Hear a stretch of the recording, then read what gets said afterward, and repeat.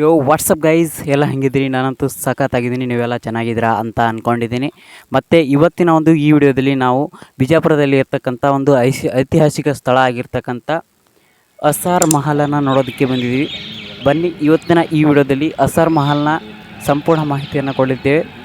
ಈ ಅಸಾರ್ ಮಹಲನ್ನು 1646ರಲ್ಲಿ ಮೊಹಮ್ಮದ್ ಆದಿಲ್ ಶಾ ಅವರು ಈ ಅಸಾರ್ ಮಹಲನ್ನು ಕಟ್ಟಿಸಿದ್ರು ಅಂತ ಹೇಳಲಾಗುತ್ತೆ.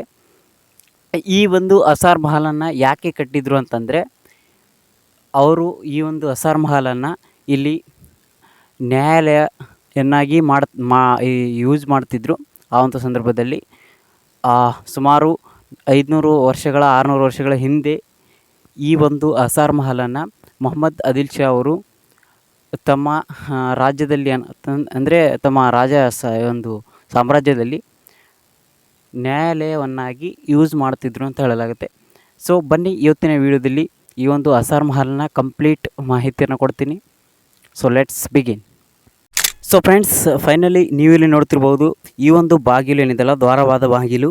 ಈ ಒಂದು ಬಾಗಿಲಿನ ಮೂಲಕ ಹೋದರೆ ನಾವು ಅಲ್ಲಿ ದೊಡ್ಡದಾಗಿ ನೋಡ್ತಿರುವಂಥ ಒಂದು ಕಟ್ಟಡ ಇದೆಯಲ್ಲ, ಅದುವೇ ನಮ್ಮ ಅಸಾರ್ ಮಹಲ್ ಅಂತಂದರೆ ಆದಿಲ್ ಶಾಹಿಯವರ ಕಾಲದಲ್ಲಿ ಇರ್ತಕ್ಕಂಥ ಒಂದು ಏನು ನ್ಯಾಯಾಲಯ ಅಥವಾ ಸುಪ್ರೀಂ ಕೋರ್ಟ್ ಅಂತಲೂ ಕರಿಬೋದು. ಆದಿಲ್ ಶಾ ಅವರ ಕಾಲದ ಸುಪ್ರೀಂ ಕೋರ್ಟನ್ನು ನಾವಿವತ್ತು ಈ ವಿಡಿಯೋದಲ್ಲಿ ತೋರಿಸ್ತಿದ್ದೇವೆ.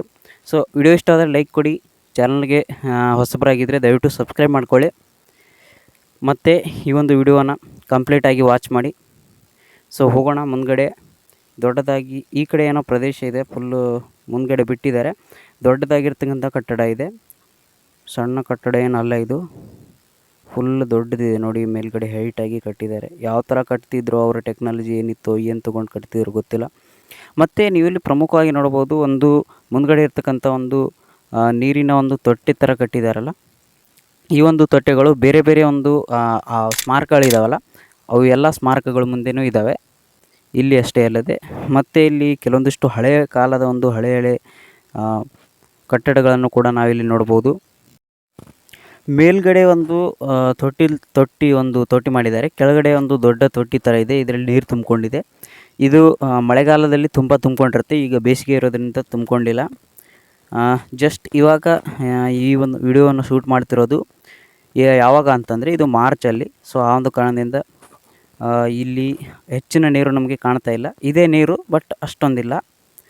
ಇಲ್ಲಿ ಪ್ರಮುಖವಾಗಿ ಏನು ಮನೆಗಳು ಕಟ್ಕೊಂಡಿದ್ದಾರೆ ಮುಂದ್ಗಡೆ, ಮನೆಗಳಿದ್ದಾವೆ.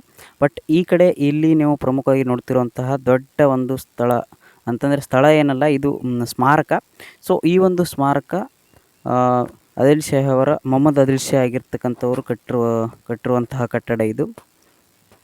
ಈ ಕಡೆ ಗಾರ್ಡನ್ ಥರ ಮುಂದೆ ಕಟ್ಟಿದ್ದಾರೆ. ಮತ್ತು ಅಲ್ಲಿ ಗೋರಿ ಇದೆ, ಏನಿದೆ ಗೊತ್ತಿಲ್ಲ, ಯಾರು ಗೋರಿ ಇದ್ದಾವೋ ಗೊತ್ತಿಲ್ಲ. ಯಾಕಂದರೆ ಅವರ ಒಂದು ಸಂಬಂಧಿಕರು ಇರ್ಬೋದು, ಅವರ ಫ್ಯಾಮಿಲಿ ಮೆಂಬರ್ಸ್ ಯಾರಾದರೂ ಸಮಾಧಿ ಇರ್ಬೋದು, ಬಟ್ ಇವರದ್ದೇ ಅನ್ನುವಂತಹ ಮಾಹಿತಿ ಯಾರಿಗೂ ಸಿಕ್ಕಿಲ್ಲ. ಇಲ್ಲಿ ಏನೋ ಮುಂದ್ಗಡೆ ಏನೋ ಮಾಡ್ಕೊಂಡಿದ್ದಾರೆ. ಅವರು ಇಂಜಿನಿಯರಿಂಗ್ ಹೇಗಿತ್ತು ಏನೋ ಗೊತ್ತಿಲ್ಲ ನಮಗೆ, ಬಟ್ ಈ ರೀತಿ ಕಟ್ಟಡವನ್ನು ಕಟ್ಕೊಂಡಿದ್ದಾರೆ. ಅವರ ನ್ಯಾಯಾಲಯದ ಒಂದು ಕಟ್ಟಡವನ್ನು ನೀವಿಲ್ಲಿ ನೋಡ್ತಿರುವಂಥದ್ದು ಫ್ರಂಟ್ ವ್ಯೂವನ್ನು. ಈ ಕಡೆ ಕೂಡ ಕೆಲವೊಂದಿಷ್ಟು ಕಟ್ಟಡಗಳಿದ್ದಾವೆ, ಬಟ್ ಅವು ಬೀಳೋ ಹಂತದಲ್ಲಿದೆ. ಅವುಗಳ ಮೇಲೆ ಹಬ್ಬೋದಕ್ಕೆ ದಾರಿ ಇದೆ, ಬಟ್ ಹಬ್ಬೋದಕ್ಕೆ ಆಗಲ್ಲ. ಯಾಕಂದರೆ ಅಲ್ಲಲ್ಲಿ ಕಲ್ಲುಗಳು ಬಿದ್ದಿದ್ದಾವೆ ಮೇಗಿಂದ, ಅಂತಂದರೆ ಅವು ಬಿದ್ದಿದ್ದಾವೆ ಗೋಡೆಗಳು. ಸೊ ಆ ಕಾರಣದಿಂದ ಮೇಲ್ಗಡೆ ಹಬ್ಬೋದಕ್ಕೆ ಆಗಲ್ಲ ಇದ್ರ ಮೇಲ್ಗಡೆ. ಮತ್ತು ನಾನು ನಿಮಗೆ ಬೇರೆ ಬೇರೆ ವಿಡಿಯೋಸ್ಗಳಲ್ಲಿ ತೋರಿಸ್ತಿರ್ತೀನಿ ಇದೇ ರೀತಿಯ ಸ್ಮಾರಕಗಳನ್ನು. ಸೊ ಅದಕ್ಕಾಗಿಯೇ ನಮ್ಮ ಚಾನಲ್ನ ದಯವಿಟ್ಟು ಸಬ್ಸ್ಕ್ರೈಬ್ ಮಾಡ್ಕೊಳ್ಳಿ. ಇಲ್ಲಿ ದೊಡ್ಡದಾಗಿರುವಂತಹ ಕಟ್ಟಡ ಇದೆ.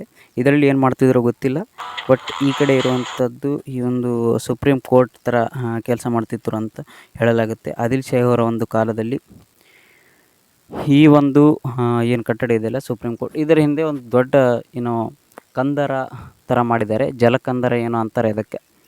ಅಲ್ಲಿ ಏನಪ್ಪ ಅಂದರೆ ಜಲ ಅಂತಂದರೆ ನೀರು ತುಂಬಿಕೊಂಡಿದೆ. ಸೊ ಆ ಒಂದು ಕಾರಣದಿಂದ ಇದನ್ನು ಜಲಕಂದರ ಅಂತ ಕೂಡ ಕರೀತಾರೆ. ಈ ಜಲಕಂದರಗಳು ಆ ಕಾಲದಲ್ಲಿ ಇದ್ವೋ ಇರಲಿಲ್ಲವೋ ಗೊತ್ತಿಲ್ಲ, ಮೇ ಬಿ ಇತ್ತು ಅನಿಸುತ್ತೆ. ಯಾಕಂದರೆ ಈ ಜಲಕಂದರಗಳನ್ನು ಯಾಕೆ ನಿರ್ಮಾಣ ಮಾಡ್ತಿದ್ರು ಅಂತಂದರೆ, ಅಲ್ಲಿ ಶತ್ರುಗಳು ಬರಬಾರ್ದು ಅನ್ನುವಂಥ ಕಾರಣದಿಂದ ಆ ಜಲಕಂದರಗಳಲ್ಲಿ ಏನೋ ಮೊಸಳೆಗಳನ್ನು ಅಥವಾ ಡೇಂಜರ್ ಆಗಿರ್ತಕ್ಕಂತಹ ಕೆಲವೊಂದಿಷ್ಟು ಸರೀಸೃಪಗಳನ್ನು ಬಿಡ್ತಿದ್ರು ಅನಿಸುತ್ತೆ. ಬಟ್ ಈ ಒಂದು ಪ್ಲೇಸ್ ಅಂತಂದರೆ, ಈ ಒಂದು ಸ್ಮಾರಕ ತುಂಬ ಚೆನ್ನಾಗಿರುವಂಥ ಸ್ಮಾರಕ. ಮೇಲ್ಗಡೆ ಹತ್ತಾ ಇದ್ದೀನಿ. ಈಗ ಮೇಲ್ಗಡೆ ಏನಿದೆ ಗೊತ್ತಿಲ್ಲ, ನೋಡೋಣ ಮೇಲ್ಗಡೆ ಏನಿದೆ. ಏನೂ ಇಲ್ಲ, ಪಾಳು ಬಿದ್ದಿರುವಂತಹ ಒಂದು ಸ್ಮಾರಕ.